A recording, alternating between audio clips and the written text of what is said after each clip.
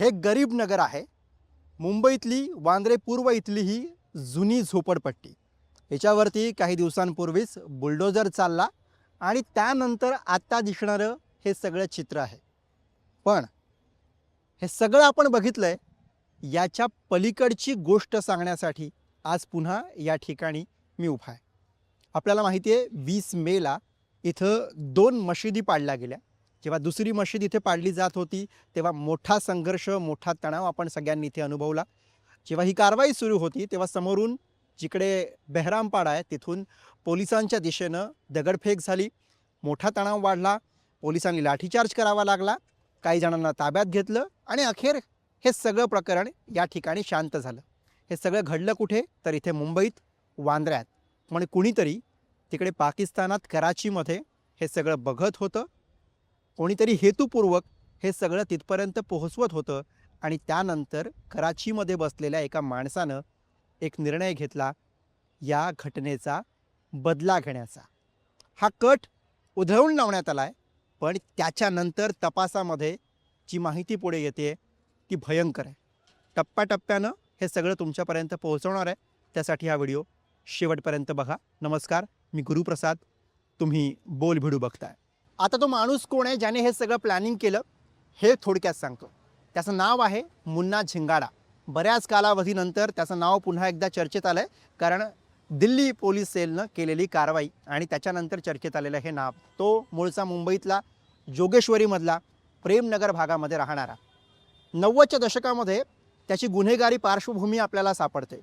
जोगेश्वरीमधल्या इस्माईल युसूफ कॉलेजमध्ये झालेला एका तरुणाचा, वजीर नावाच्या तरुणाचा खून प्रकरण, त्याच्यानंतर अनेक काही गंभीर प्रकरणं ही मुन्ना झिंगाडा नावावरती त्या काळात आपल्याला दिसली, ज्यात त्याला शिक्षा झाली आणि त्याला तुरुंगात जावं लागलं. जेव्हा तो आर्थर रोड जेलमध्ये होता तिथेच तो डी कंपनीशी संपर्कात आला आणि त्यानंतर जेव्हा तो बाहेर आला तेव्हा तो दाऊद इब्राहिम आणि छोटा शकील यांचा जवळचा शार्प शूटर बनला. त्यांच्यासाठी तो काम करू लागला.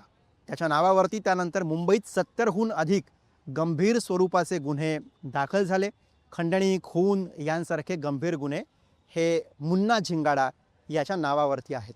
आता याच मुन्ना झिंगाडाला छोटा शकीलनं एक जबाबदारी दिलेली होती. ही जबाबदारी होती छोटा राजनला संपवण्याची जबाबदारी. मुन्नाने राजनच्या एक साथीदाराला मारलं होतं. तो संपवत पुढे गेला आणि त्यानंतर छोटा राजन भीतीनं बँकॉकला पळाला होता. त्याच्या मागावरती मुन्ना झिंगाडा हा सुद्धा बँकॉकला गेला. 2000 सालातली ही घटना आहे. तेव्हा छोटा राजनच्या घरात घुसून त्याला मारण्याचा प्रयत्न मुन्ना झिंगाडानं केला. छोटा राजन त्यावेळी खिडकीतनं पळून गेला. मात्र त्याचा सहकारी असलेला, त्याचा उजवा हात समजला जाणारा रोहित वर्मा हा यावेळी मारला गेला. त्यानंतर त्याला अटक झाली. तब्बल 17 वर्ष तो त्या ठिकाणी थायलंडच्या तुरुंगामध्ये होता. तिथून तो ISIशी संपर्कात आला. पाकिस्तानात कराचीमध्ये गेला आणि तिथून तो पुन्हा पाकिस्तानसाठी काम करू लागला. सक्रिय नेटवर्कमध्ये तो राहिला आणि त्याच्याच भोवती ही सगळी बातमी आपल्याला फिरताना पाहायला मिळते. मुन्ना झिंगाडा कराचीत गेला, पण कराचीत जाऊन तो काही शांत बसला नाही. पण यावेळी परिस्थिती बदललेली होती. 26/11 सारखा एखादा समुद्रमार्गी हल्ला घडवण्याचा कट रचणं कठीण होतं, कारण भारतानं सागरी सुरक्षा ही कडक केलेली होती. अशात मुन्ना झिंगाडानं आणि पाकिस्ताननं एक डिजिटल मॉडेल उभं केलं आणि इथेच या मॉडेलचा मुख्य चेहरा आपल्याला दिसतो. तो चेहरा आहे शेहजाद भट्टी याचा. हा पाकिस्तानी गँगस्टर आहे आणि त्यानं हे डिजिटल मॉडेल पुढे नेलं. शेहजाद भट्टीनं काय केलं तर शेहजाद भट्टीनं प्रामुख्यानं सोशल मीडियाच्या माध्यमातून, विशेषतः इंस्टाग्रामवरनं भारतामधल्या काही तरुणांना टार्गेट केलं. हे तरुण जे गरीब वर्गातनं येणारे होते, कमी शिकलेले होते, त्यांना आपल्याकडे ओढण्याचा प्रयत्न केला आणि त्यांचं एक मॉडेल, एक स्लीपर सेल या शेहजाद भट्टीनं उभं केलं. शेहजाद भट्टी फक्त या तरुणांना सोबत आणत होता आणि मुन्ना झिंगाडा हा त्यांना पैसे पुरवणं, माहिती पुरवणं आणि त्यांच्याकडनं काम करून घेणं या मुख्य भूमिकेमध्ये दिसत होता.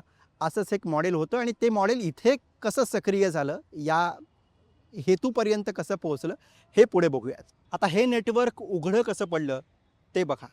मे महिन्याच्या मध्यामध्ये इथे वांद्रे त्या गरीब नगरमध्ये कारवाई झाली. त्यावेळेला जेव्हा मशीद पाडली गेली तणाव निर्माण झाला, दगडफेक झाली, पोलिसांनी त्यावेळी लाठीचार्ज केला आणि अनेक जणांना ताब्यात घेतलं. मुंबईमधलं वातावरण त्यावेळी बिघडलेलं होतं. अशात याच वातावरणाचा फायदा तिकडे कराचीमध्ये बसलेल्या मुन्ना झिंगाडा आणि शेहजाद भट्टी या दोघांनी घेण्याचं ठरवलं आणि त्यांनी या सगळ्या वातावरणाचा फायदा घेण्यासाठी आपली जी स्लीपर सेल होती इकडची, त्या स्लीपर सेलला ॲक्टिव्ह केलं. यामध्ये आपल्याला एक नाव दिसतं, ते हुझैफा हाशमी असं. हुझैफा हाशमी हा त्यांचा आधीपासूनच इथे असलेला हस्तक होता, ज्याला त्यांनी ॲक्टिव्ह केलं आणि हुझैफा हाशमी यानं मुंबईतनंच आणखी दोघांना आपल्यासोबत घेतलं. एक व्यक्ती कुर्ल्यातनं आणि एक मुंब्र्यामधनं त्यांना आपल्यासोबत घेतली. जी नावं दिसतात तौकीर आणि अरबाज यांची. तौकीर आणि अरबाज यांनी आणि हुझैफा या तिघांनी मिळून काय केलं, तर तिघांनी इथून गरीबनगरचा परिसर असेल किंवा मग दादरचा परिसर असेल, गजबजलेला परिसर असेल, या सगळ्यांचे व्हिडिओ काढले आणि ते व्हिडिओ तिकडे कराचीला पाठवले. अशा स्वरूपाची माहिती आता तपासातनं पुढे आलेली आहे. म्हणजे हे सगळे व्हिडिओ ही रेकी झालेली होती आणि आता प्रतीक्षा होती ती शस्त्रांची आणि त्यासाठी ते अवलंबून होते नेपाळमधनं, मूळचा नेपाळचा असलेला आणि दिल्लीत राहणारा त्यांचा साथीदार अंगकामी लामा याची. अंगकामी लामा हा त्यांना शस्त्र पुरवण्याचं काम करणार होता. आता हे सगळं किती मोठं होतं हे समजून घ्या.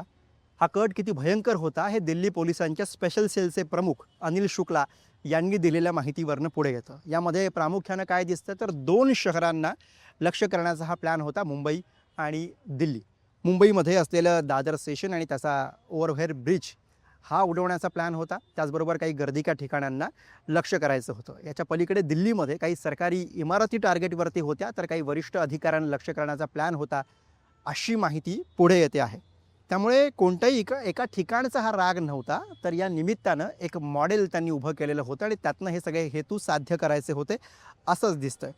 पंजाबच्या गुरुदासपूरमध्ये झालेला ग्रेनेड हल्ला असेल किंवा मग मानेसरमधला कट असेल, तर याच्यामध्ये सुद्धा आपल्याला शेहजाद भट्टी याचंच मॉडेल दिसतं. त्यामुळे हा फक्त गरीबनगरमधला एका घटनेचा राग नव्हता, तर हे मॉडेल राबवायचं होतं आणि त्यासाठीची ही सगळी योजना होती असं स्पष्टपणे दिसतंय. आता दिल्लीमध्ये स्पेशल सेलनं जी कारवाई केलेली आहे, त्या कारवाईचा हा तपशील बघा.